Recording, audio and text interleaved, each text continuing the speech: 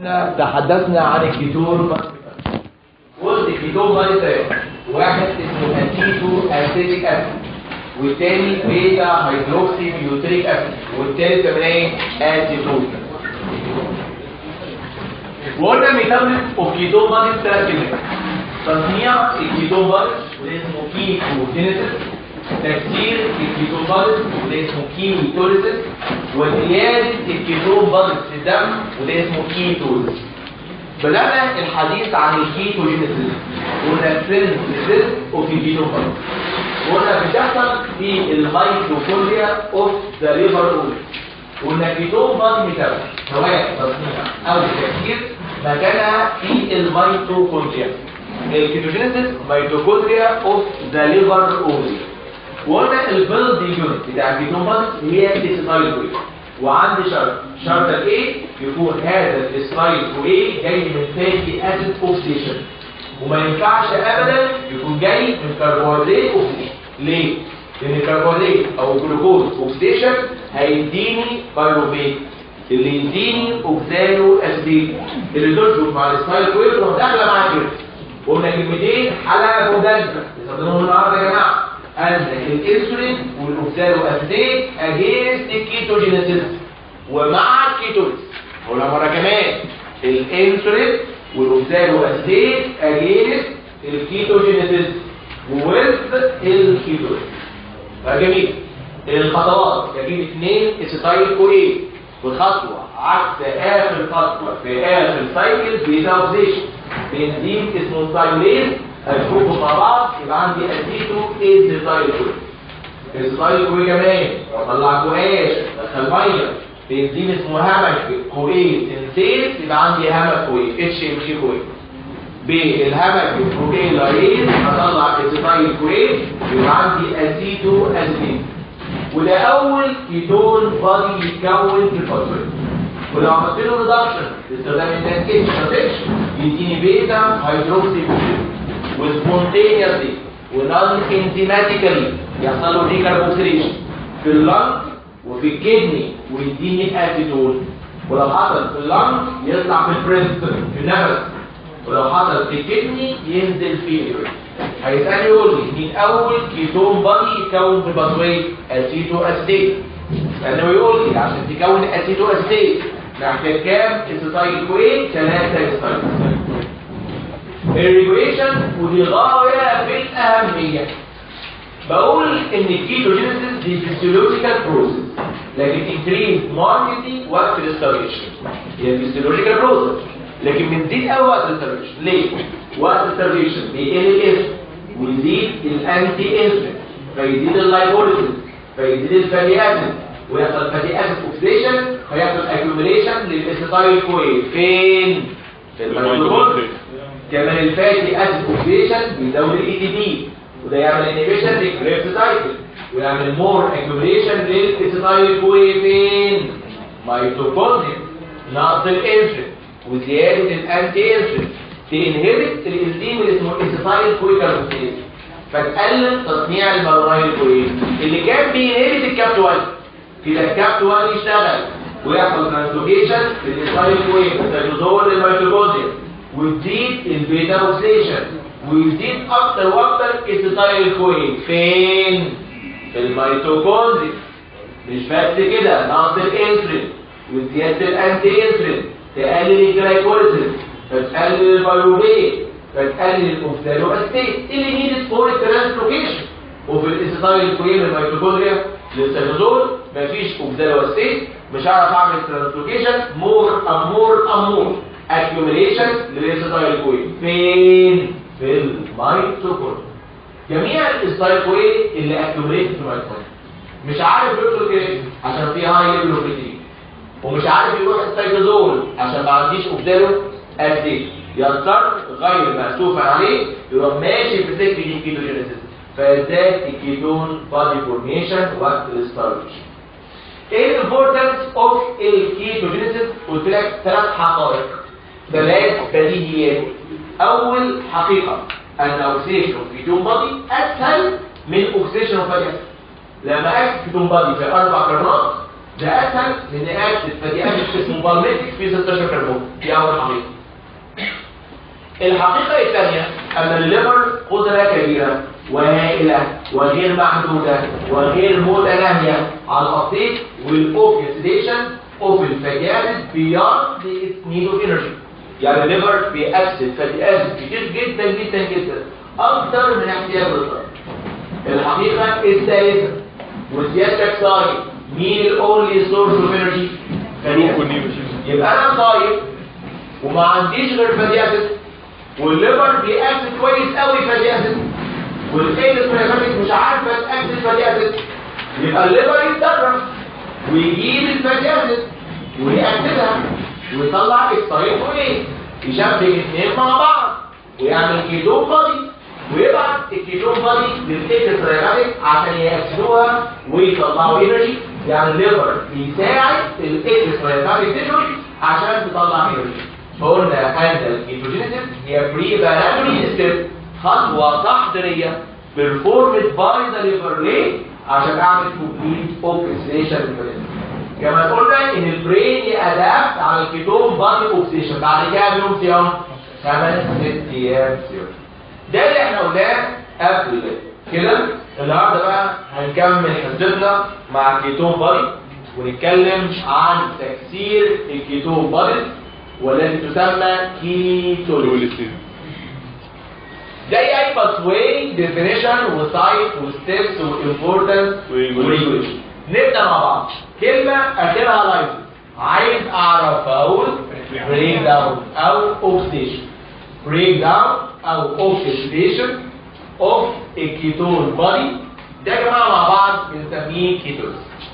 السايت انا متفق معاكم ان الكيتون بادي سينثيسيس والكيتون بادي اوكسيديشن مايتوكوندريا. لكن هنا بقى هقول ميتوكوندريا يا اساس اوف ليفر اكسترا هيباتيك تيشو اوف ليفر. يبقى هبل انت هتصنع كيتون بادي في الليفر عشان تكسرها في الليفر. يبقى هبل. ده الليفر بيصنع الكيتون بادي عشان يساعد بيها الاكسترا هيباتيك. يبقى الليفر يصنع ويعمل كيتو جينيسيس والاكسترا هيباتيك تكسر وتعمل كيتوليسيس. يبقى كيتوليسيس بيحصل في الميتوكوندريا ولكن اوف اكسترا هيباتيك تيشو. ايش معنى؟ هناك كنا بنقول الكيتوجينيسيس بتحصل ميتوكوندريا اوف ذا ليفر. قلنا ايش معنى؟ قلنا عشان الكي انزيم اللي هي هامت كو اي سنسيز وهامت كو اي لايز ميتوكوندريا اوف ذا ليفر بس. طب هنا ميتوكوندريا اوف اكسترا هيباتيك ايش معنى؟ عشان الكي انزيم اللي اسمه هناخده بعد شويه سايوفوريز. اسمه يا جماعه سايوفوريز او ليه اسم تاني كو اي ترانسفيريز. الكي انزيم اللي اسمه سايوفوريز او كو اي ترانسفيريز موجود فقط وحصريا واكسكلوزيف ميتوكوندريا اوف اكسترا هيباتيك. لما تيجي معايا نشوف الخطوات ازاي بعمل كيتوليسيس. انا هبدا سيادتك باهم كيتون بادي في الجسم. مين اهم كيتون بادي في الجسم؟ بيتا هيدروكسي بيوتريك.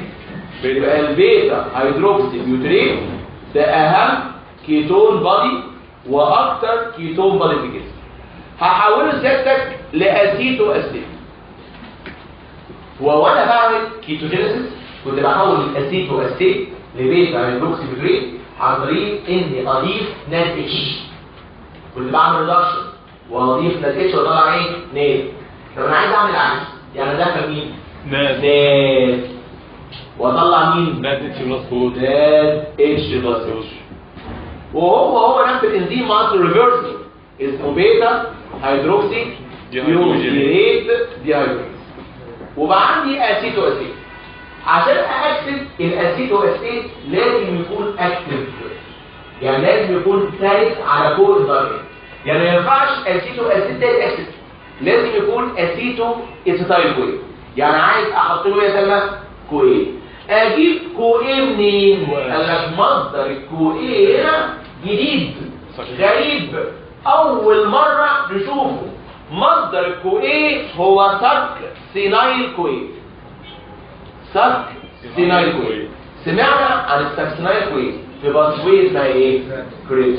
وكان فيها عنوان اسمه importance of الكريبس. فاكر؟ الانرجي برودكشن وفاينل كومباس واي بروكسيشن وكربوهيدرات فات بروتين وامبورتنت انتر ميديا وكالسترينال وايه مهم وليه 3 اعمال بروح كلمه ايه؟ هيم سيلز واكيد سبحان الله يا اخي الدنيا اوضه وصاله والله خدنا ان التكسينايل كوي مهم للكيتونس ده زمان في اول شابتر في البارالوجيتي لفت الدنيا يا اخي سبحان الله وخدنا كيتونس وخدنا دور التكسينايل كوي في الكيتونس التكسينايل كوي اللي هو انترميديت في الكريب سايكل هو مصدر الكو ايه اللي هتحول الاسيتو اسيتيت الى اسيتو اسيتايل كوي اذا سيادتك التكسينايل كوي امبورتنت اهو فور ايكولوزيس دخل التكسينايل كوي خدت الكوي وطلع سك سينيت وحولت الاسيتو اسيت لاسيتو اسيتايل كوي الانزيم ده يا فوزيه بينقل كوي من مكان لمكان واي انزيم بيجي يبقى اسمه ترانسفيريز بيجي مين؟ كوي يبقى اسميه كوي ترانسفيريز اسمه ايه؟ كوي ترانسفيريز عارف ولا مين؟ اسمك ايه؟ احمد يا احمد انت شاطر وانا عارف كويس قوي انك انت شاطر وده يشجعني اسالك يا احمد هذا السؤال ما الفرق يا ابو حميد ولا انتوا خايف ظني انا متاكد ما بين الثايوليز والثايو كاينيز والثايو استريز والثايو فوريز يلا يا ابو حميد ايه الفرق ما بين الموقع؟ انا عايز 4 عايز واحد يرفع طبعا يقول لي 4 منصور الثايو فتح هناك قول اسمع يا واد اسمع يا واد الدكتور احمد حامد يقول اهو يلا قول ليس سالفه زي كده دكتور دكتور قول يا محمد الصاروخ بيكسر والكناس بيعمل فوسفوريليه والتاس بيشتغل عبد الرحمن صباح الخيرات قول يا باشا السؤال ده جه من 30 عام جه في الامتحان من 30 كام درجة؟ هو كام درجة كام درجة دي تسمين يقول لي قول يا عمار لا احرق شيرين هتقول سايوليت بتاع الكيتوجينيسيس بس هو احسن بتاع البيتا اوكسيشن هو اللي كان بيكسر الكيتوميثايل لاسيتايل ونيونيثايل واستخدمته برضه في الكيتوجينيسيس اهو برافو عليك يبقى اول واحد شيرين بتقول اهو بتاع البيتا اوكسيديشن اللي كان في اخر خطوه بيتا اوكسيديشن كان اسمه بيتا كيتوميثايل كوي سايوليز اتفضل بيضيف فوسفين لا كان في تي سي اي واحد اسمه ثايوكانيز بس ده مش عايزه الثايوكانيز اللي بيعمل اكتيفيشن للفاتي اسيد انتوا ايسايل كوي فاكر كان الثايوكانيز بيحول الفاتي اسيد لايسايل كوي طب الثايوستريز ده شيء بيعمل اكتيفيشن للفاتي اسيد بيحول الفاتي اسيد لايسايل كوي الثايوستريز البايوستريز ده كان انزيم من 7 انزيمات في الفاتي اسيد سينثيز كومبلكس وكان بيعمل ريليز للبالميتيك اسيد في اخر خطوه في الفاتي اسيد سينثيز باستخدام وحده ميه فاكر كان في واحد اسمه بايوستريز في البطويل الصعبه اللي رسمناها دي فاكر كان في اخر خطوه انزيم اسمه بايوستريز يريليز البالميتيك بضغط ميه ده البايوستريز يبقى البايوستريز ده في الفاتي اسيد سينثيز ولا حد فاكر حاجه السايكوفريز ده مين بقى ده الكيتوليسيس اللي اسمه كوي ترانسفريز والله العظيم السؤال ده جه والله في الامتحان فرق ما بين الثايوليز في البيتا اوكسيديشن حد حاجه طبعا يا جماعه انتوا اشطر دفعه مرت على الاصل العيني من 10 سنين فاتوا يعني انت ما شفتش الدفعات كانت بتعمل ايه يا ابني كان الناس بتاكل بعض في المذاكره اسكت الثايوكاينيز اكتيفيشن اوف فاتي اسيد الثايوسترينز فاتي اسيد سينثيز والثايوفوريز في الكيتوليسيس. يبقى ده اسمه كو اي ترانسفيريز او بنسميها ثايوفوريز، بيحول الاسيتو اسيتيت لاسيتو اسيتايل كوي. اتحلت يا معلم الاسيتو اسيتايل بقى بقسمه اهو لاثنين اسيتايل كوي، اسيتايل كوي وكمان اسيتايل كوي، وده يروح داخل في كريب سايكل عشان يتأكد ويطلع يمشي. سؤال الجديد كومبليت اوكسيديشن اوف بيتا هيدروكسي بيوترين كام اي تي بي؟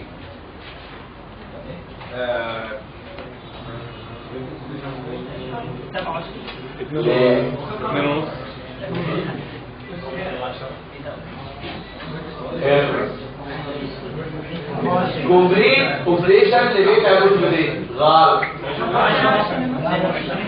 ايه؟ يعني ايه كام كام؟ 22 ونص. برافو عليك يا احمد يا جمال. ايه التعلم ده يا احمد يا جمال؟ يا دكاتره الله يحرق. مش اثنين اسيتايل كل واحد في 10 يعني 20 وطلع واحده ما تجيش تطيش على البورد اهو ب 2 ونص 2 ونص و20 يبقى 22 ونص. فيها ايه؟ ايه الصعوبه اللي فيها؟ ده على البورد اهو لا بتألف ولا بتحسب على البورد اهو.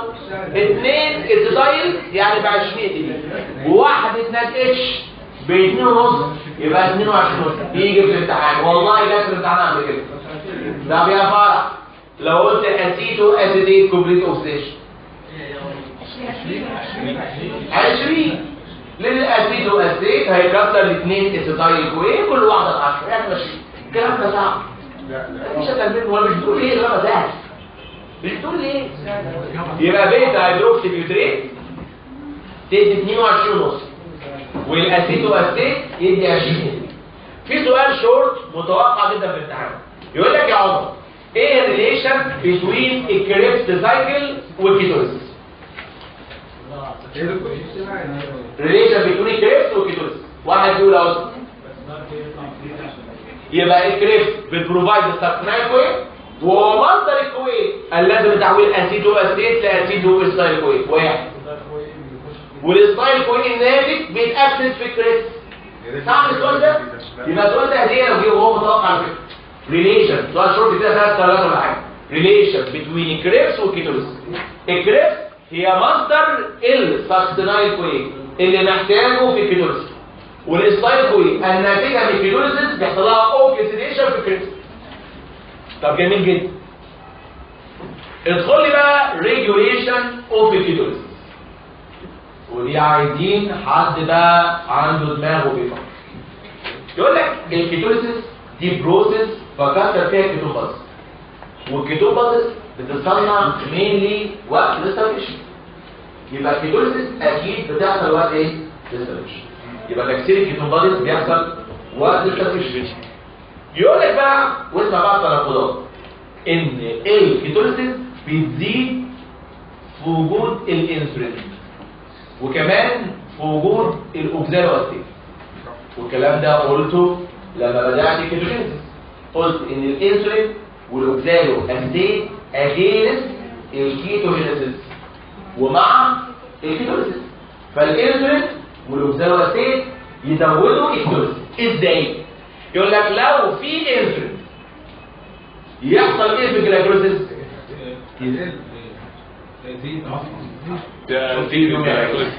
يزيد الجلايكوليسيس. يحصل ايه في البايروفيت؟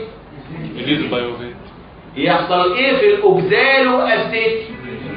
ويقول لك الاوكزالو اسيد دي هي البرايمر اوف كريبس، فراح واخد الاسيتايل كوي اطلع من الكيتوليسيس واشبكه في اوكزالو اسيد وادخل بيه مين؟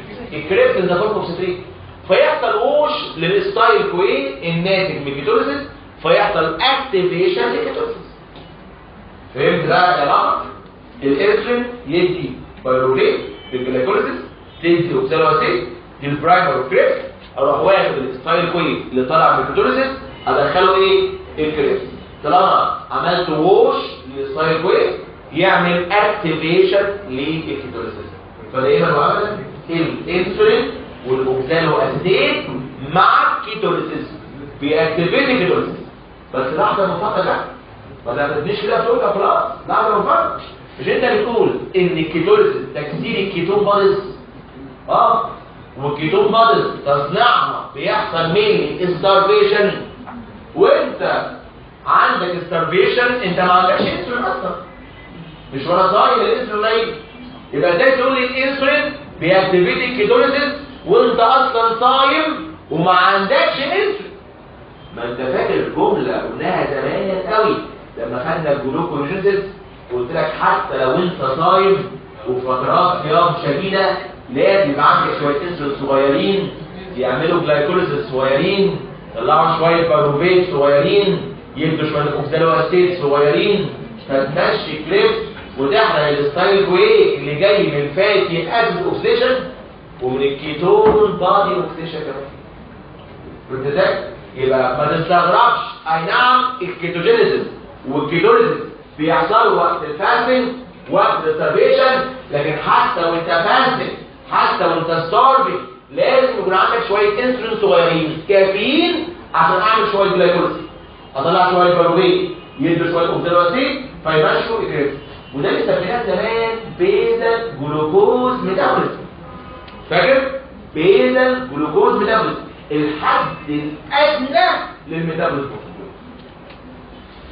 وكل ما يزداد فترات الصيام كل ما يقل الانسولين وكل ما يقل الكريب، يبقى كل ما تصوم اكتر مستوى الانسولين ايه؟ بقل، فمستوى الكيتوليسيس يبقى ايه؟ يبقى الليفل اوف كيتوليسيس بيديبند على الليفل اوف انسولين والليفل اوف اوكسالو اسيد. الانسولين بيعمل جلايكوليسيس يدي باروفيت يدي اوكسالو اسيد، والاوكسالو اسيد بتوش الستايل كوي قللت من الكيتوليسيس، يبقى ده يأكتيفيت اكتر واكتر الكيتوليسيس، يبقى ده الريجوليشن اوف الكيتوليسيس. يبقى ده اول كلمه قلتها النهارده، كيتوليسيس اوكسيديشن او بريك داون اوف الكيتون بادي بيحصل فين؟ ميتوكوندريا اوف اكستراهيباتيك تيشوز بس. ليه؟ عشان هي اللي عندها كي انزيم اللي اسمه كو ايه ترانسفيريز او ثايروبريز. بدات ببيتا هيدروكسي فيبريد وده الميجور كيتون بادي في الجسم. بالهيدروجينيز تلاقي واحد ما اتنتجش بقى عندي اسيتو اسيد، رحت جبت ساكسونايل وبيتا لاميكريز خدت منه فقط الكو ايه طلع ساكسونيت بقى عندي اسيتو استايكول. الكي انزيم اسمه كو ايه ترانسفيريز او ثايروبريز، رحت قاسم الاسيتو استايكول منه ستين لاثنين ستايل كل واحد داخل الكريس ب 10 اي دي بي، يبقى البيتا هيدروكسي فيبريد كومبليت اوكسيشن 22.5 اي دي بي، اما الاسيتو اسيد كومبليت اوكسيشن 20 اي دي بي. الريليشن بين الكريس والكيتوليسيس الكريس بتبروفايد الساكسونايل كوي اللي نيدد فور الكوي ترانسفير، وكمان الستايل كوي الناتج من الكيتوليسيس بيدخل يتاكسد فين؟ في الكريس. الريجوليشن كلمتين بيديبند على الليفل اوف انسولين والليفل اوف اوكسالو اسيد، كل ما يكون عندي انسولين اكتر واوكسالو اسيد اكتر كل ما تزيد الكيتوليسيس اكتر.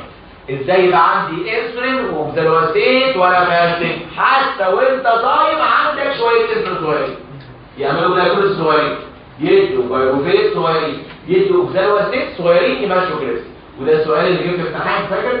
كان بيقول لك الاوكسالو اسيد موجوده في الميتوكوندريا بلوكو ساتوريشن. ليه لوكو ساتوريشن؟ عشان بتريجنريت.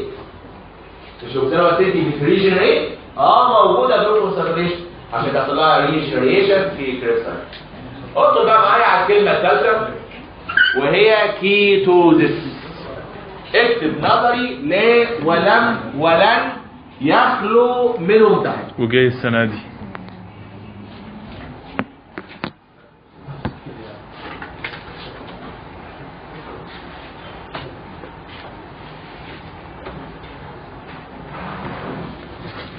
يلا مع بعض. كيتوز هو كلمة اوزيس يعني كلمة اوزيس معناها يعني ايه اوزيس؟ حاجة زادت في الجسم. فاكر ميوكو بولي ساكرايدوز، فاكر ديلايكو جينوزيس، اسفنجو ليبيدوزيس، اهو كيتوزيس يعني الكيتون بادي زادت في الدم وممكن تأكيوميليت كمان في الجسم. لو عايز اعرف الكيتوزيس هقول زيادة الكيتون بادي في الدم وده بسميه كيتونيميا، ونزولها في اليورين وده هسميه كيتونوريا. يبقى كيتوزيس معناها كيتونيميا وكيتونوريا. زاد الكيتون بادز في الدم وده اسمه كيتو نيميا. نزلت في اليورين ده اسمه كيتو نوريا. جميل جدا. طب ايه اللي يخلي الكيتون بادز تزيد؟ يحصل ايه في تصنيع الكيتون بادز؟ انكريز. يبقى انكريز في الكيتوجينيسيس وفي نفس الوقت تكريز في كيتوجينيسيس. يبقى لو زاد التصنيع يعني زاد الكيتوجينيسيس وقل التكسير يعني قل الكيتوجينيسيس فتزيد الكيتون بادز ويحصل كيتوزيس. ده بالعقل كده.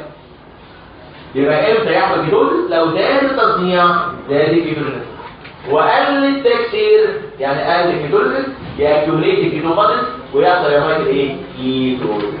طب امتى يزيد الكيتوجينيسيس ويقل الكيتوزيس؟ يقول لك اي حاجه يقل فيها الانسولين ويزيد الانتيز.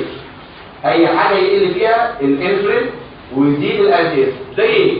قال لك اول حاجه ستارفيشن.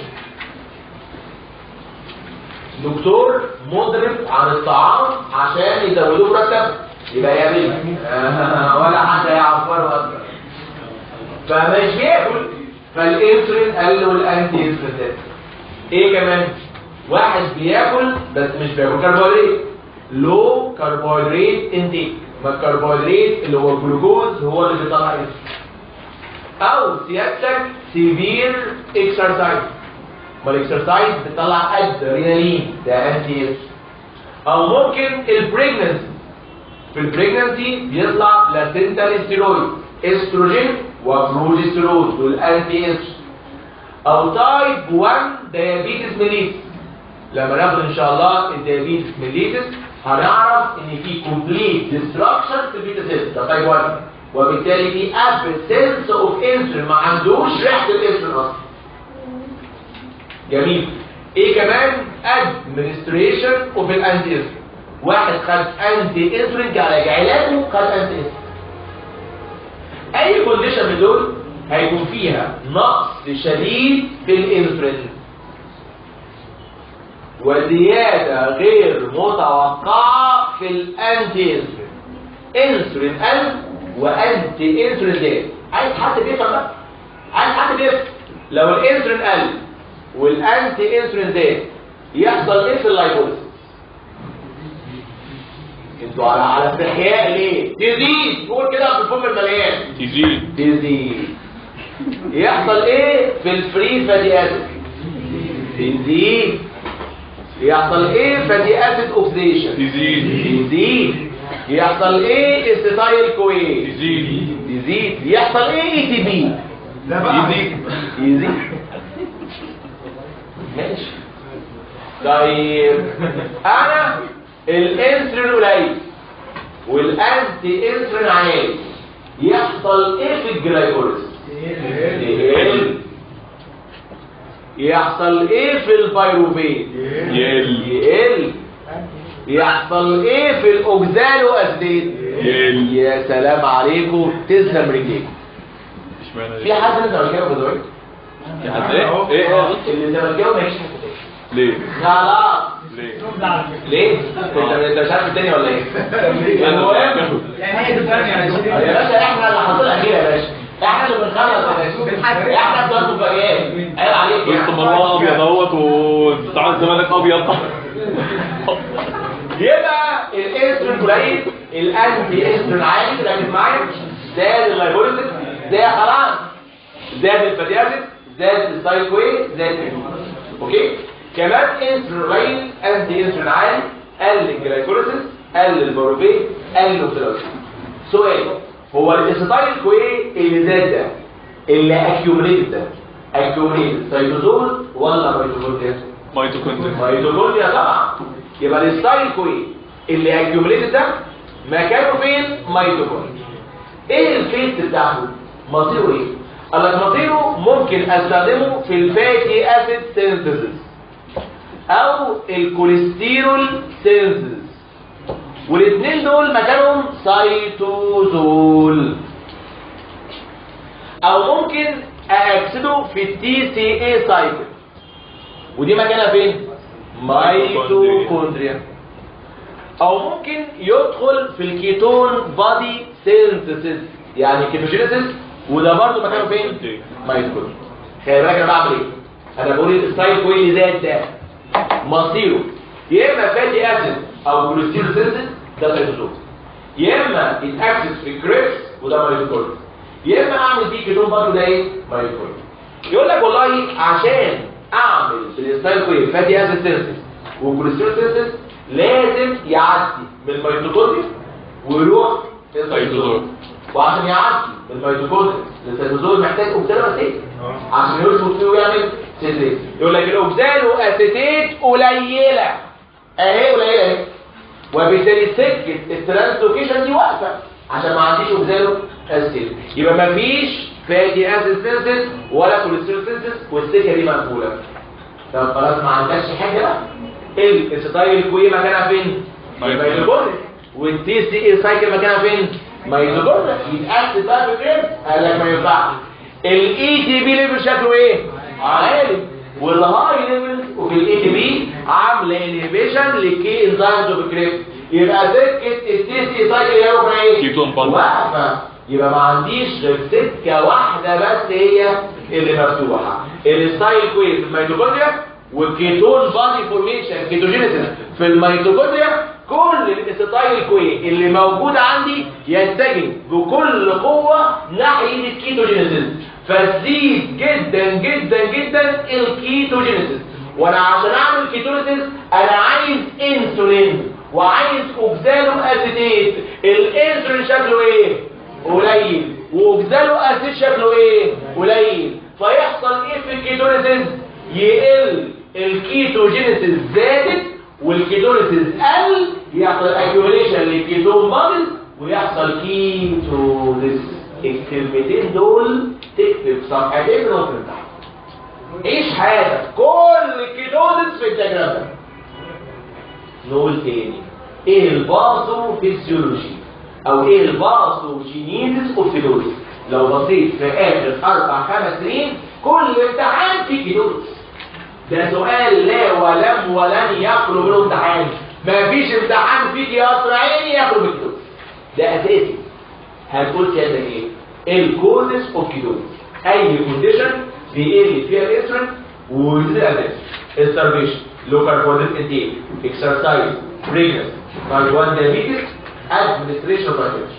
اي كونديشن من دول بيقل فيها الانسولين ويزيد الانتي انسولين، فيزيد اللايبوليسيس، يزيد فري فاتي اسيد، يزيد بيتا اوكسيديشن، زاد الستايل كوي وكمان زاد البي. قل الانسولين وزاد الانتي انسولين تقل الجلايكوليسيس، فيقل الباروفيت، فيقل الاوكسالو اسيد. ثم ندسكاس مصير الستايل كوي. يا اما اعمل فيه فاتي اسيد وكوليسترول سينثيز وده سيتوزول، يا اما يتاكسد في التي سايكل وده ميتوكوندريا، يا اما اعمل فيه كيتون بادي ميتوكوندريا. سكه الفاتي اسيد سينثيز والكوليسترول سينثيز مقفوله. ليه؟ عشان دول مكانهم سيتوزول، وعشان اطلع الستايل كوي من الميتوكوندريا للسيتوزول انا عايز اوكسالو اسيد وما عنديش اوكسالو اسيد. سكه الكريبس كمان مقفوله. ليه؟ عشان في هاي ليفل اوف اي دي بي. طالما عندي هاي ليفل اوف اي دي بي بيحصل انهبيشن للكي انزيمز اوف كريبس، فسكه الكريبس كمان مقفوله. عندي سكه واحده، طريق واحد مفتوح، وهي سكه ايه؟ الكيتون بادي سينثيز. فيزيد قوي قوي الكيتونيسيس، وعشان ابدا اكسد الكيتون بادي واعمل كيتونيسيس لازم يبقى عندي انسولين. مفيش انسولين ولازم يبقى عندي اوكسالو اسيد، مفيش اوكسالو اسيد، فيقل الكيتونيسيس. زاد الكيتونيسيس وقل الكيتونيسيس يحصل كيتونيس. وده الباثوفيسيولوجي او الباثوجينيسيس اوف كيتونيس. واللي ذاكر الريجوليشن اوف كيتونيسيس 3/4 كلام الريجوليشن اوف كيتونيسيس اللي قلناه قبل كده.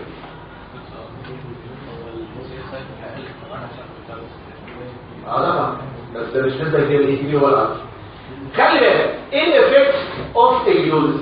قال لك الكيتونيس زياده في الكيتون بادي اللي اسمهم ايه فاكرين؟ اسيتو اسيتيك اسيد وبيتا هيدروكسيفلوريك اسيد. اسيتو اسيتيك ايه؟ اسيد، بيتا هيدروكسيفلوريك ايه؟ اسيد.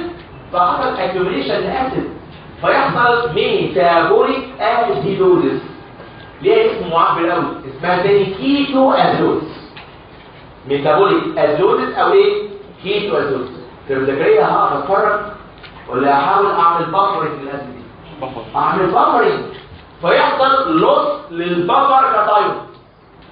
لوس للبفر كتايون هي الامونيوم والصوديوم والبوتاسيوم، وهذا يؤدي الى الكترولايت امبالانس.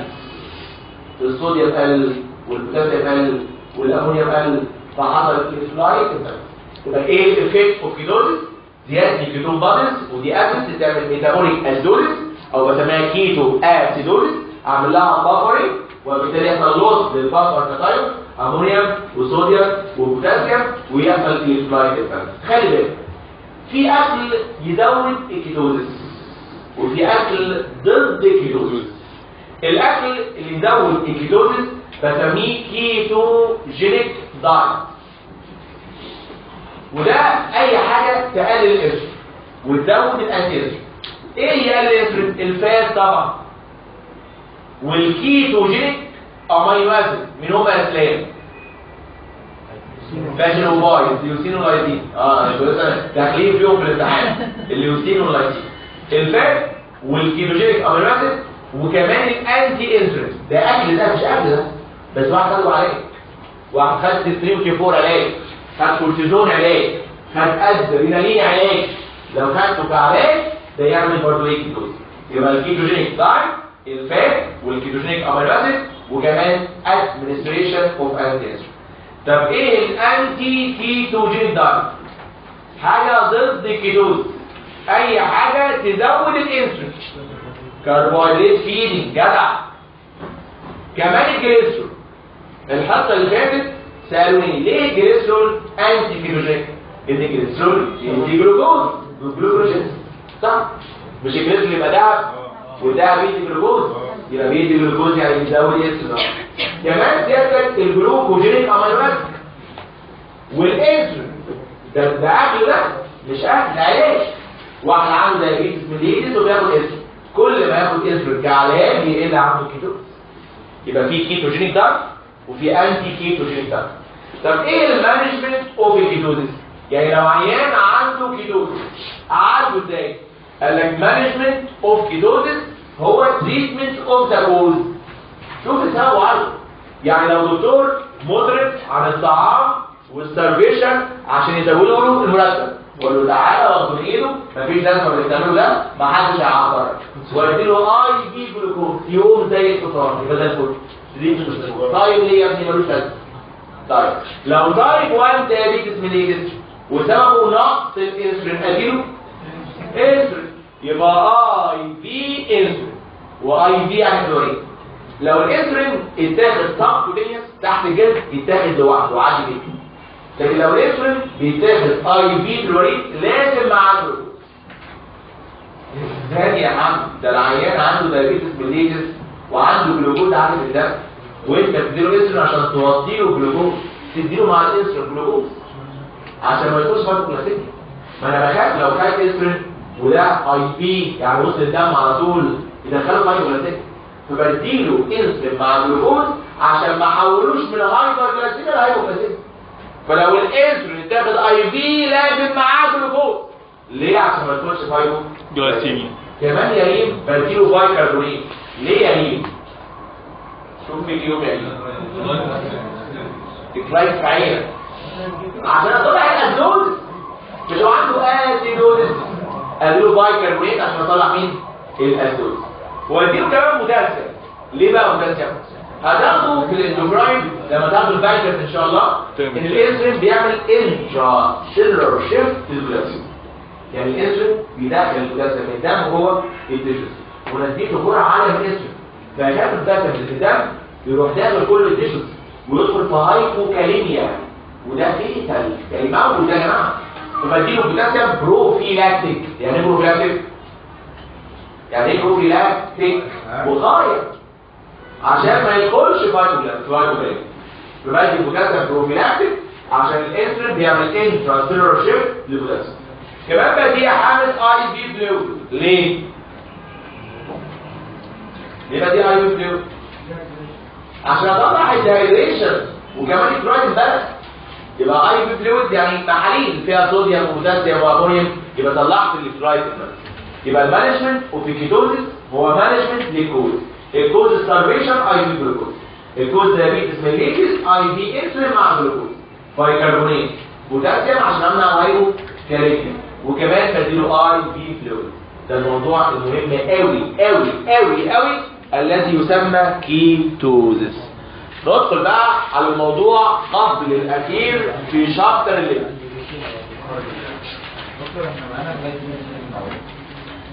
هو احنا معانا لغايه اخر الليل. هو في اشاعه طلعت من الاسم ديابيتس داخلين في المنهج، وده يعني مش لوجيك خالص. لسه في المدرج لغايه دلوقتي في النصف الاول من الليل، النصف الثاني ده ياخد اسبوعين كمان، يبقى ياخد ديابيتس يوزر امتى؟ مش لوجيك خالص يعني. اليوزر سكرها يخلصوا من واحد بتخرج بقى معايا. ما هي ولا لا ما طب يا توفيق قال له طب قد كده انت بتدور في المايك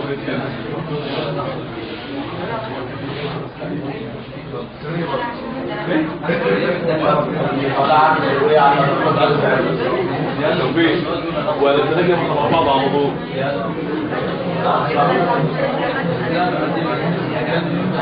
توفيق عندك ايه؟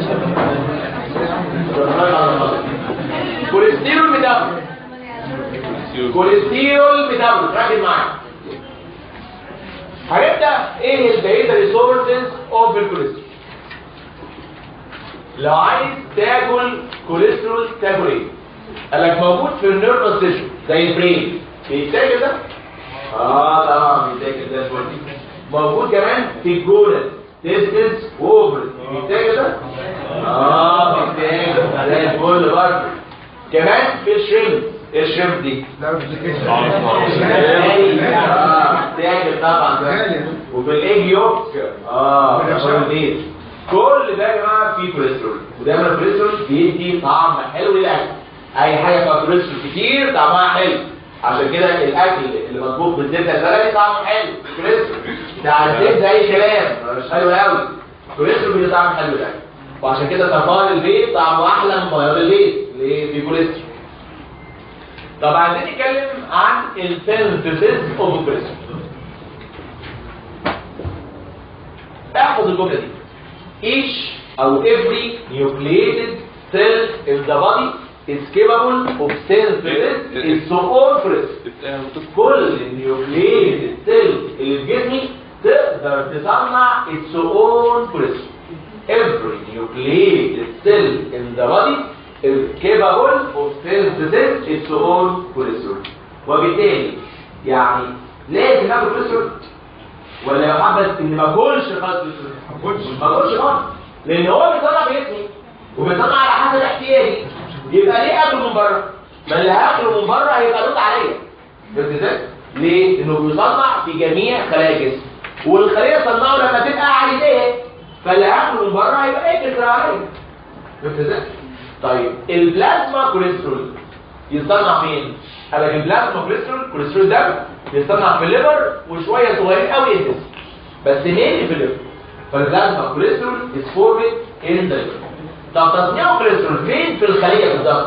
قال لك في السيتوزول وكمان اندوبلازميك ريتيكولم، ودي اول باسواي ناخدها في الاندوبلازميك ريتيكولم. خدنا حاجات الميكروزوم اللي هي ار.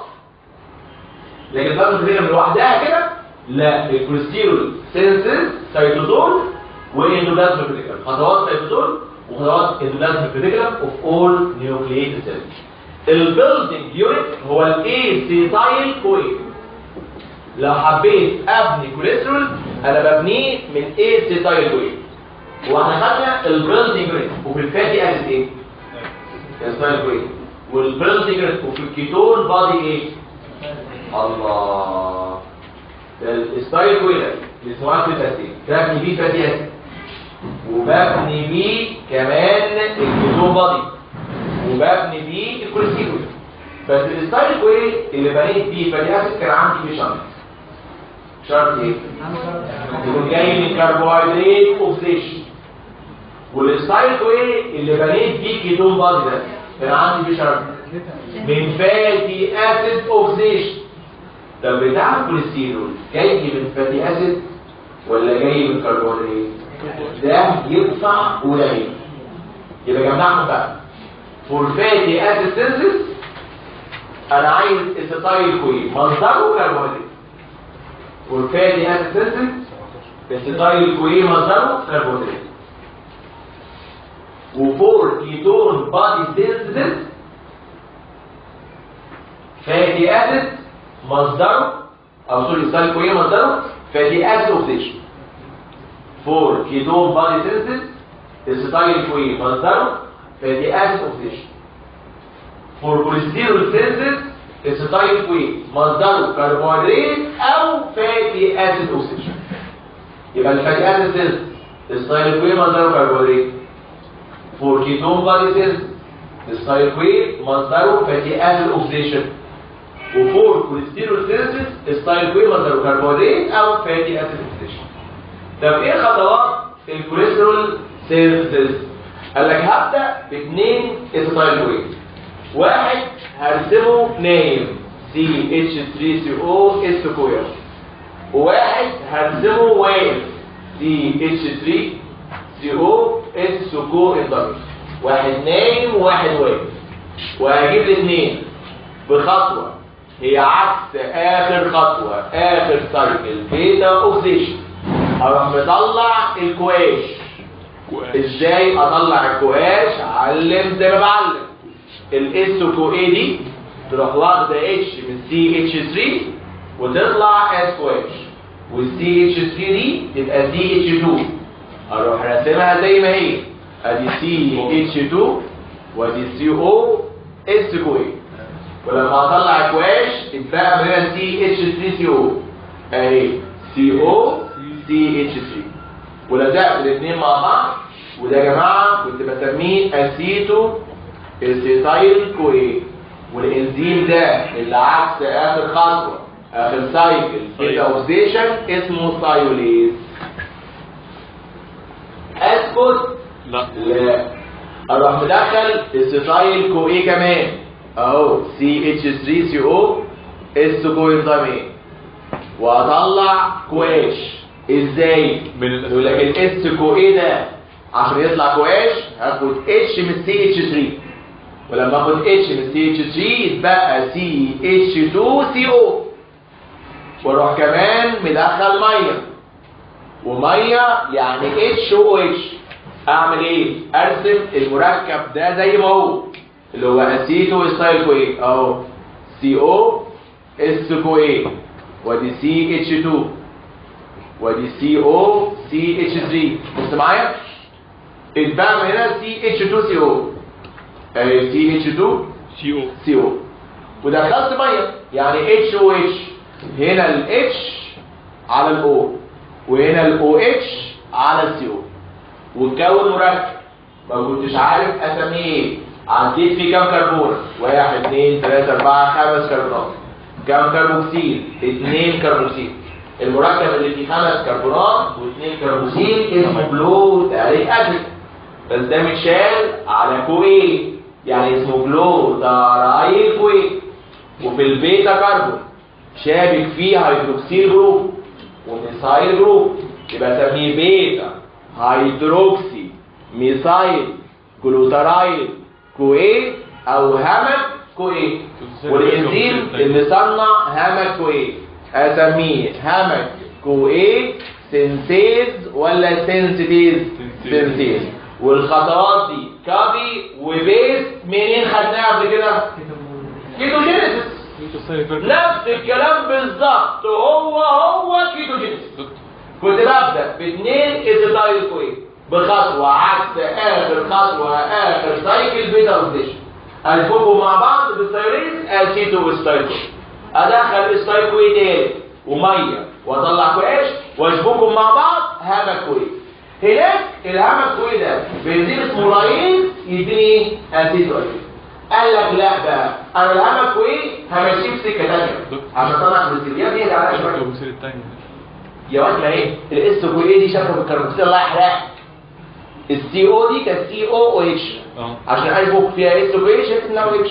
دي كربوكسيل ودي كربوكسيل. اي طلبات فرديه اخرى؟ لا شكرا. عينيا يا محمد، عينيا يا حبيبي. مش عارف من غيرك هعمل ايه والله يا محمد. والله انا شايل هم اليوم تطلع سنه ثالثه والله. عادي من غيرك. والله يا عين. قلت عادي اخلص فيصل واجي هنا لو عندي وقت. انت حاطط كمان زي الفلوس تاخدها من دلوقتي. بسم الله ما شاء الله. همك انت كمان مدخل من دلوقتي. همك كويس. الهمك كويس هناك كنت بمشيه في سكه الهمك كويس. انا همشيه في سكه اسمها همك كويس ريدكتيز. همك كويس ريدكتيز. وهحول الهبة كويس لمركب بسميه ميفالونيت. ركزوا بقى عشان خاطر هسأل سؤال مهم. الميفالونيت هو الهبة كويس، بس اول كربونه بدل ما هي CO كويس هتبقى CH2OH.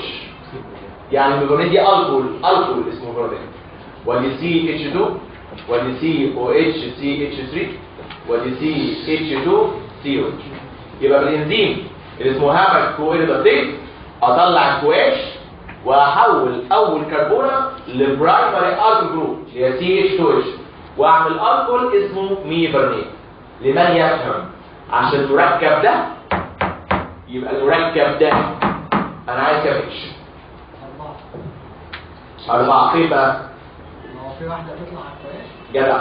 وثلاثه يا سلام يا سلام، والله انت فتح نفسي يا سلام. تسلم يا سلام حبيب قلبي يا سلام والله. يقول لك في اتش اهي على الاتش كويس تبقى كويس، وفي اتش هنا اهي CH2 وفي اتش كمان. يبقى في 3 اتش انا عايزهم عشان دي تبقى CH2H، وفي اتش كمان مع الكويش انا عايز 4 اتش. ال 4 اتش بجيبهم 20 من 2 نات بي اتش بلس اتش. يدخل 2 نات بي اتش بلس اتش ويطلع 2 نات بي. والكلام ده مش جديد، الكلام ده خدناه في الامبورتنس وفي الاتش ام في.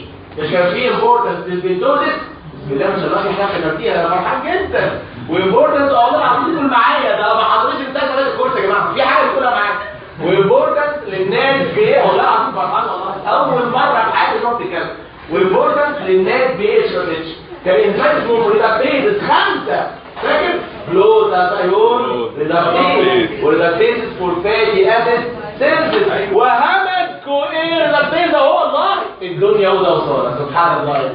هناك خدنا الناس بيتش مهمه للهمد كوير ريدابيز، وهو بناخد الهمد كوير ريدابيز محتاج ناس بيتش وحولت الهمد كوير لميفرنيت. وده في سلسله من الخطوات اللي هي لله الحمد مش علينا اكون الكوليسترول اللي فيه كام كربونه؟ كام كربون؟ 27. all carbon atoms of cholesterol derived from the starting. جميع كربونات الكوليسترول البالغ عددها 27 كربونه مصدرها اسيتايل كوين. فانا عايز حد بقى يكون عالي، يعني دماغه بايو، دماغه علم اهو، يجاوب لي على السؤال ده. يقول لك لو سؤال في الامتحان اكونت 5 درجات، give an account on differential fate of hematoid. differential انا قلت حاجه عيب، انا عارف. قول لي كلمه قبيحه. وايه ده علاقته يا دكتور بالله؟ وايه ده علاقته يا دكتور؟ بيقول لي ايه علاقته؟ جوابه ايه علاقته؟ لو انا بقول لك يعني كلام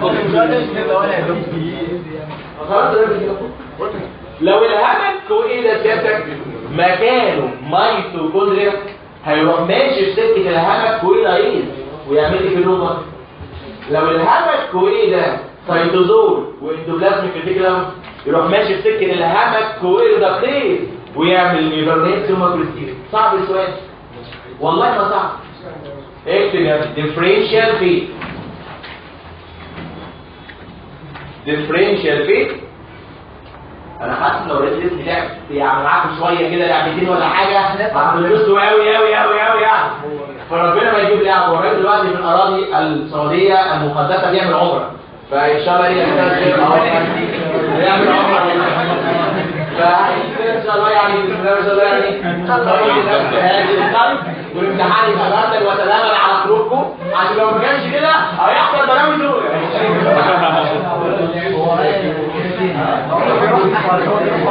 لا هو هو الكوريس هيجيبوا منه كويس يبقى كويس وكويس وكلهم شغالين كويس. لا يا عم هو بيقول له عشان حضرتك وده بقى اخر السنه اللي انت عندك كويس ان شاء الله فبرضه هيجي كويس ان شاء الله.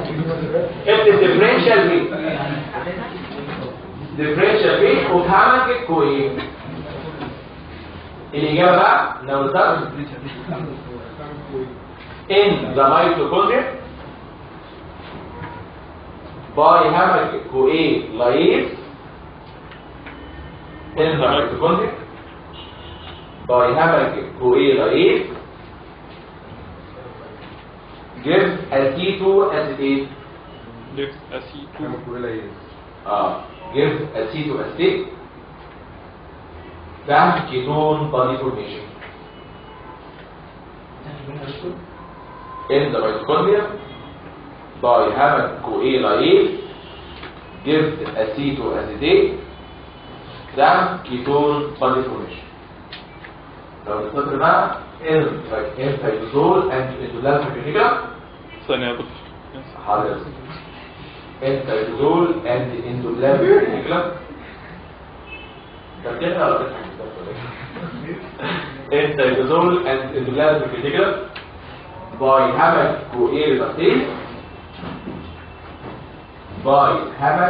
coagulase gives mevalonate algorithm mevalonate ده cholesterol formation in lysosol and DDR gives mevalonate the by hammer coagulase gives mevalonate ده cholesterol formation. طبعا عايزين نعرف ايه الريجوليشن اوف الكوليسترول سيستم ازاي اعمل ريجوليشن. الريجوليشن بتحصل للانزيم اللي اسمه هامر كوagulase والهامر كوagulase موجود في تو فورمز واحده دي فوسفوريليتد والثانية فوسفوريليتد والثانيه فوسفوريليتد.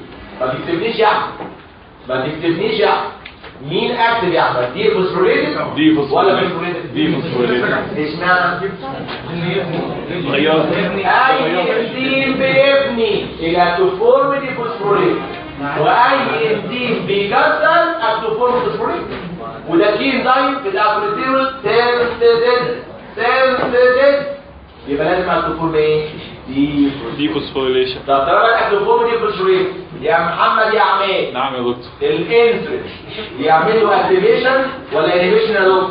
لا الانسولين هيعمل اكتيفيشن. جدع جدع يا عماد لان الانسولين مع الدي فوسفوريليشن ولكن الجلوكاجون والادرينالين لا هم الانتي دول مع الفوسفوريليشن وبالتالي ين اكتيفيشن ينهبت يعني قصدي مكتوبه هنا ان اكتيفيشن ماشي صح يا عم ين اكتيفيشن حاضر. الكوليسترول اللي جاي في الاكل خلاص يا جماعه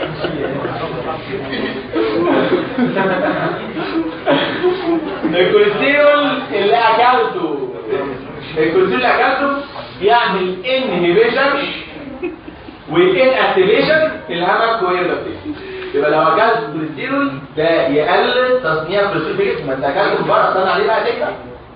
كمان الميمالونيت ودي بعتبرها برودكت فهي في التصنيع تعمل برضه فيدباك انهبيشن على هامر كوagulase. وهتنسى الفيدباك انهبيشن ده الوستيريك انهبيشن.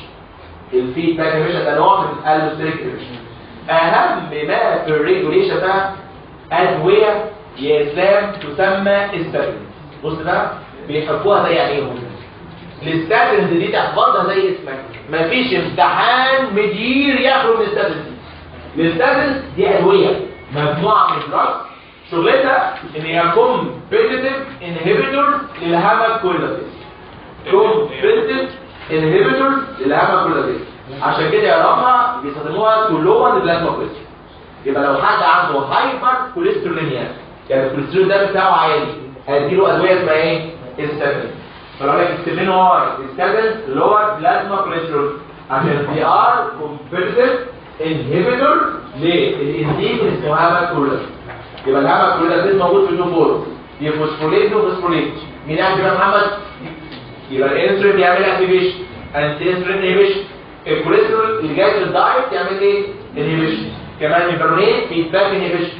والستاتين دي ادويه وظيفتها بتلور البلازما كوليسترول، دول ادويه هايبو كوليسترولينيك يعني بتقلل كوليسترول الدم. نيجي بقى لسؤال ريتن، بس بصراحه يعني هو كومن اكتر في سنه اولى. سنه ثانيه مش كومن قوي، عشان في سنه اولى احنا عشنا فيه كتير قوي وامتحنا فيه كذا مره. امبورتنس لا مش بس طبعا ده مهم. مين قال الكلام ده؟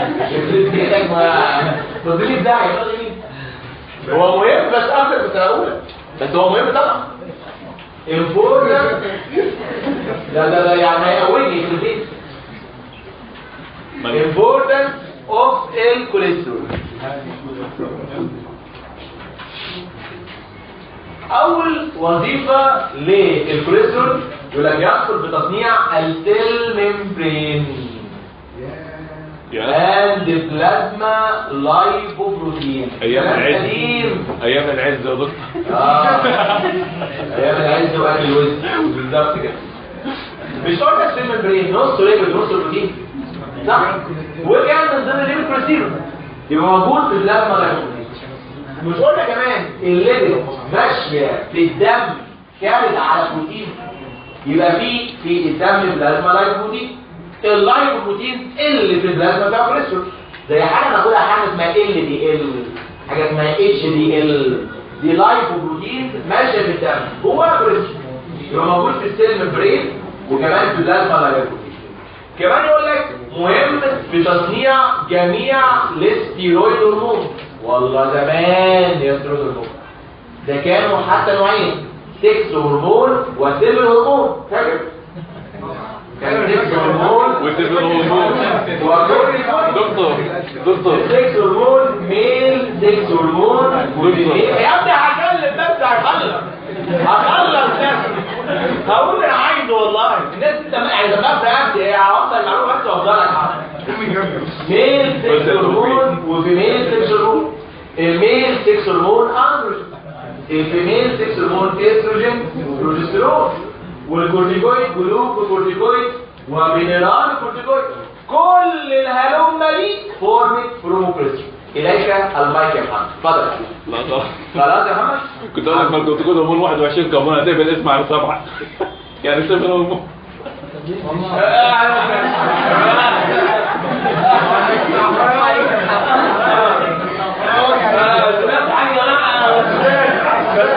ولا ايه كمان فيتامين دي 3 مهم في تصنيع فيتامين دي 3. وفيتامين 3 اسمه كوليك السترول. فاكر ازاي؟ فاكر؟ ويبقى يجيبوا كوليسترول صح؟ في الليفر بانزيم اسمه 7 عشان محمد مزعل دكتور اه تعتبر ما قلتش معلش. دي هيدروجينيز دكتور ده موجود في الليفر وفي السيستم، يديني 7 دي هيدرو كوليسترول. يتصنع في الليفر، يسيب الليفر ويروح الدم، يسيب الدم ويروح اندر ذا سكين، اتعرض ليو في ار يديني فيتامين دي 3 اللي اسمه كوليكالسيفيرول. لازم يحصل له اكتيفيشن في الليفر يديني اسمه 25 هيدروكسيد، وفي الكدني يديني اسمه 1 الفا هيدروكسيد، ويديني 125 داي هيدروكسي كوليكالسيفيرول او اسم الدلع كالسيترايول. الدوكراين لا الدوكراين شغال ولا شغال. لا خدتوه يا اخويا، حتى لا ادوه خدتوه يا حبيبي، خدتوه الحصه بتاع امبارح حاجه خدناها اكتيفيشن اوف فيتامين دي.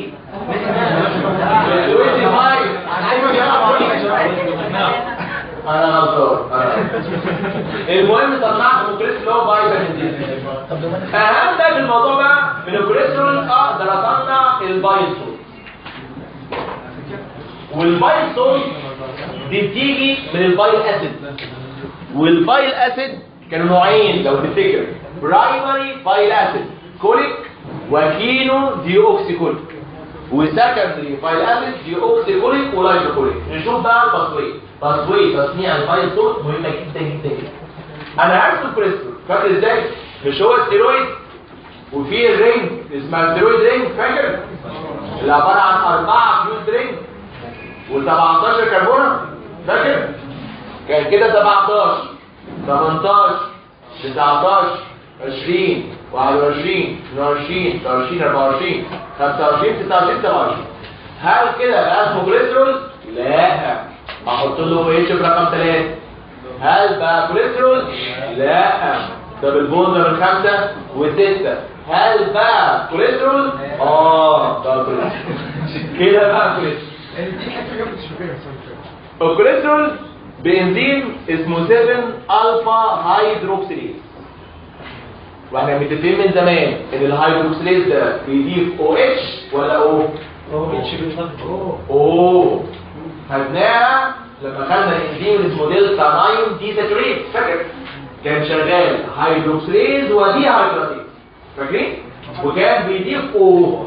اي هيدروكسيليز عباره عن مونو. اجيب الاو منين يا رانيا؟ بدخل يا رانيا ناس بي اتش بلس اتش و O2 واطلع يا رانيا ناس بي وميه. يبقى خدت ايه يا رانيا؟ او. احطها على رقم 7 اللي اصلا فيها اتش يبقى عندي او اتش. او اروح راسم الاستيرويد رينج اهي. طبعا الموضوع يعمل غير فورمولا طبعا. اذا الفورمولا ده مش عارف. بصورة نسيت صح. فده اسمه 7 هيدروكسي كوليسترول. اسمه يا جماعه 7 هيدروكسي كوليسترول. يبقى ال 7 الفا هيدروكسيليز حطوا اتش في رقم 7 فبقى عندي كوليسترول في 3 وفي 7 اسمه 7 هيدروكسي كوليسترول. اهم ما في الموضوع ده تعرف ان في انزيم وفي البايوسول سينثيسيس هو ال 7 الفا هيدروكسيليز. واهم في الموضوع تعرف انه محتاج فيتامين سي. هقول لك وده سر بيني وبينك وما نطلعش بره ابدا. كل الهيدروكسيليز محتاجه فيتامين سي. كل الهيدروكسيليز محتاجه ايه؟ فيتامين سي. كمان سيادتك لازم تعرف ان التي 3 والتي 4 يعملوا اكتيفيشن لل 7 الفا هيدروكسيليز ويزودوا تصنيع البايلسول.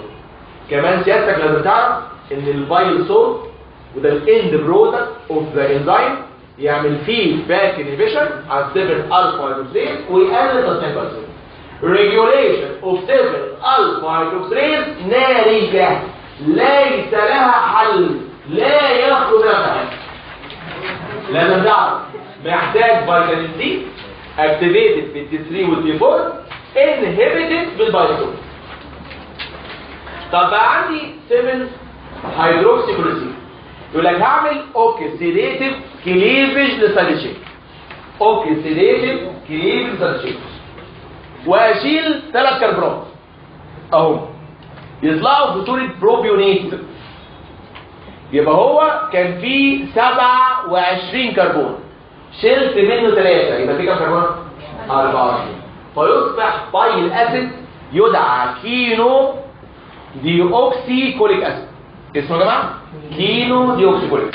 وده فيه او اتش في 3 وفي 7 وده اول بايل اسيد بيكون في الجسم. اسكت؟ لا طبعا.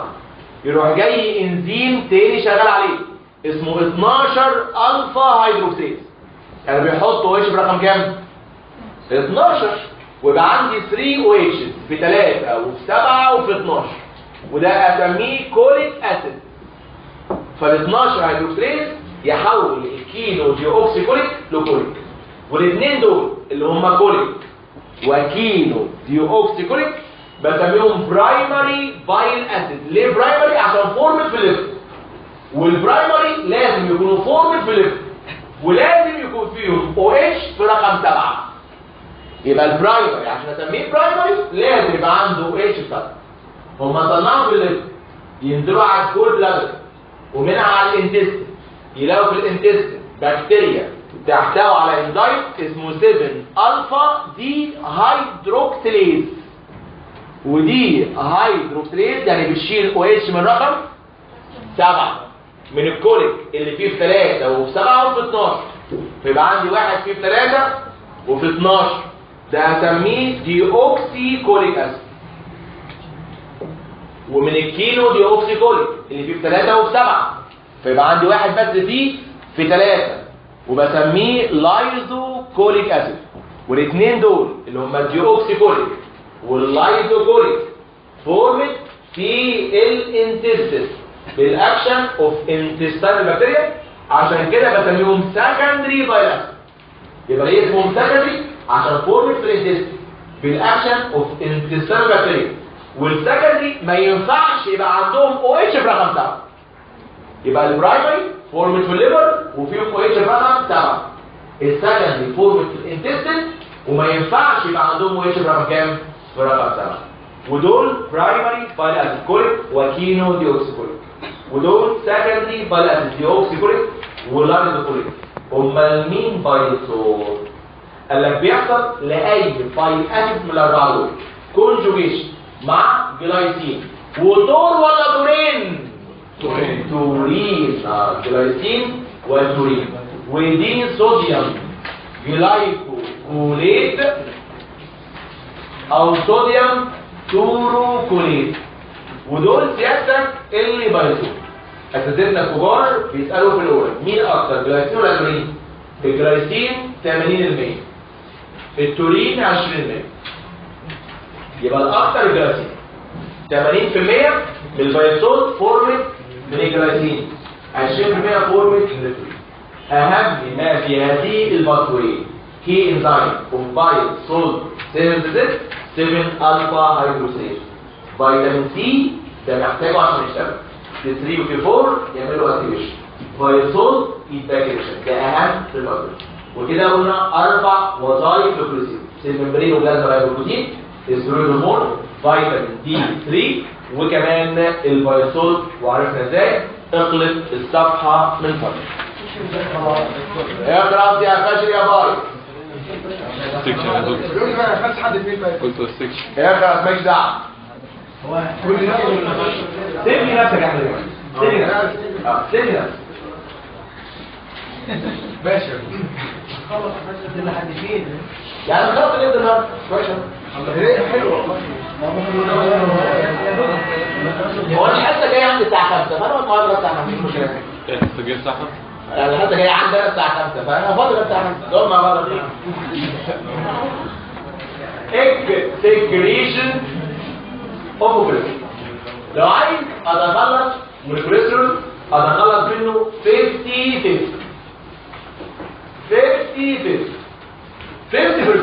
من الكوليسترول يتحول لبايسول. ده فين؟ في الليفر، ومنه على الانتستين، ومنه على السول.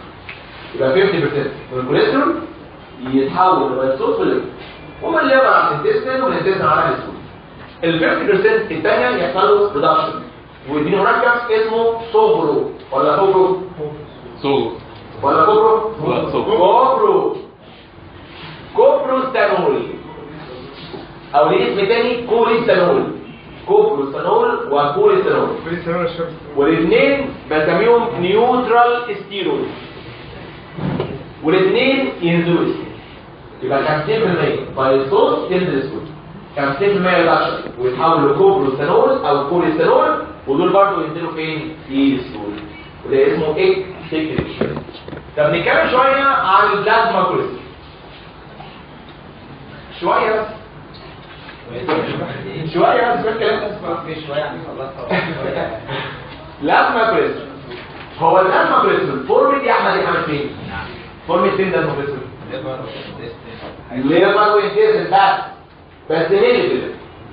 النورمال ليفل لازم تحفظه على ظهر القلب من 120 ل 240 مللي جرام في الدي سي دي. حفظ صح. النورمال ليفل 120 ل 240. ساعات لما تقول الليفل ده دكاتره مطلع شويه وكده تقول لك ده قديم. ايه جديد؟ الجديد 100 بس ده بتاعك، انت ما تتبرعش، ما تمشي زي كتاب وده نوم. 120 ل 240. لو قال لك ده القديم، ايه الجديد؟ قول يا باشا 100 200 يا باشا. انا عارف الجديد يا باشا. 100 200 زي كده. يقول لك 2/3 من النسبه دي موجوده في صوره كوليسترول استر، 1 ثيرد في صوره فري كوليسترول.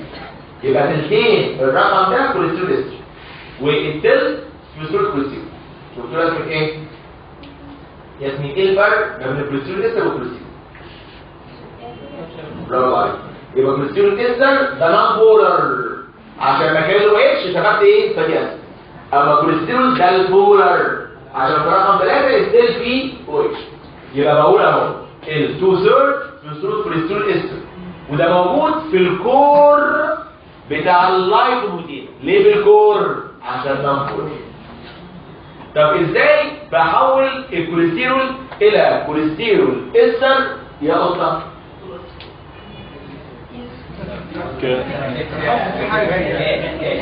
اللي كان فاكر اللي كان صح؟ برافو يا قطه. اللي كان ليزيتد كوليسترول ايثايل ترانسفيريز. فاكر؟ لا كنت بجيب الليزيتد والكوليسترول وادي الفاتي اسيد من الليزيتد على الكوليسترول، فاعمل لايتوليستين وكوليسترول استر، فتحول الكوليسترول لكوليسترول استر في انزيم اسمه ايه؟ اللي كان. ايه اشهر لايبوبروتين موجود فيها كوليسترول؟ اشهر واحد اسمه ال دي ال، وده الفول بتاعه لو دينستي لايبوبروتين، وده بيترانسبورت بينقل كوليسترول من الليفر تو التيشوز. وكده يا نوران هو جود كوليسترول ولا باد كوليسترول؟ باد ولا جود؟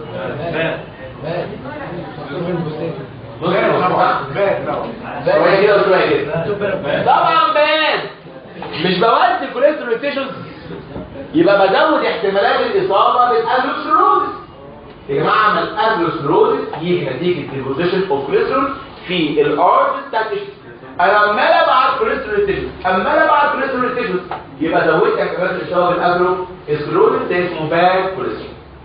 وفي واحد تاني اسمه اتش دي ال، هاي دينستي لايبوبروتين، ده بيترانسبورت كوليسترول من التيشوز للليفر. يا نوران ده جود ولا باد؟ ده جود، ده زي الفل، ده في احسن من ده. ده بيقلل الكوليسترول اللي في التيشوز، فسميه جود كوليسترول. وده ليه اسم كده عايز فهم شويه. الاتش دي ال بيعمل حاجه اسمها ريفيرس كوليسترول ترانسبورت. ريفيرس كوليسترول ترانسبورت. اصل الكوليسترول ترانسبورت المعتاد ان الليفر يصنع الكوليسترول ويبعته للدم، مش البلازما كوليسترول فورم الليفر. يبقى طبيعي ان الليفر يصنع ايه؟ الكوليسترول ويبعته فين؟ للدم ومنه على التيشوز. انا كان بياخد الكوليسترول من التيشوز ومن الدم ويوديها على الليفر. يبقى ده الكوليسترول ترانسبورت المعتاد ولا ده عكس الكوليسترول ترانسبورت؟ يبقى بسميه ريفيرس كوليسترول ترانسبورت. الكلام ده هيبقى بالتفصيل حتى جاي لما ناخد اللاب ان شاء الله. يقول لك انا بقيس النسبه ما بين ال دي ال والاتش دي ال، يعني ما بين الباد والجود. لو لقيتها 4:1 اور ليس يبقى الراجل ده صحته زي الفل، واحتمالات الاصابه بالاثيروسكليروزس قليله. ليه؟ عشان ال دي ال اتش دي ال ريشيو اقل من 4:1. لو مور ذان 4:1 لا ده الباد عنده كتير، وممكن التيشوز يطلع كوليسترول كتير، وممكن يصاب باثيروسكليروزس، وده بسميه اثيروجينيك اندكس. اسمه يا جماعه اثيروجينيك اندكس، اللي هو ال دي ال على الاتش دي ال ريشيو. لو مور ذان 4:1 في احتمالات اصابه باثيروسكليروزس. يبقى البلازما كوليسترول سؤال ممكن يجي ريتم في الامتحان، ممكن يجي ريتم. يبقى انا كاونت على البلازما كوليسترول، هقول فورمت في الليفر والنورمال ليفل 120 ل 240 ملي جرام بير ديسيليتر. ال2 ثيرد كوليسترول استر في الكور بتاع اللايبوبروتين، 1 ثيرد فري كوليسترول اللي بيحول كوليسترول استر اللي كان ليفسل كوليسترول ترانسفيريز. اشهر لايبوبروتين شايل كوليسترول ال دي ال، واللي بيترانسبورت من الليفر للتيشوز يعني باد كوليسترول. واتش دي ال بيترانسبورت من التيشوز للليفر يعني جود كوليسترول. والال دي ال اتش دي ال ريشيو اسمها اثيروجينيك اندكس. لو اقل من 4:1 ده جود، لو مور ذان 4:1 ده باد وممكن اصابه بالاثيروسكليروزس. نبدا بقى في الحديث عن ميكانيزم الاثيروسكليروزس.